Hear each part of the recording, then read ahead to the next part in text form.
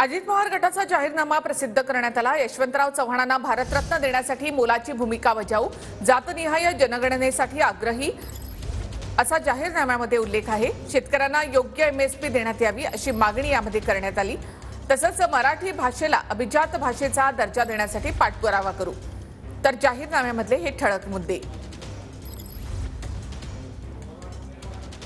जिला अभिजात भाषेचा दर्जा तसंच द्यावा, तसंच त्याकरता मी पाठपुरावा करणार।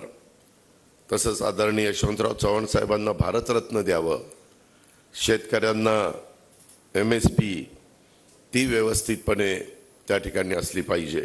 जातनिहाय जनगणना हा प्रश्न आपल्या देशात, आपल्या राज्यात बरेच जण त्याच्याबद्दल बोलतात, परंतु अजूनपर्यंत जातनिहाय जनगणना होऊ शकली नाही। या जाहीरनाम्यातली ठळक अशा प्रकारची वैशिष्ट्ये आहेत।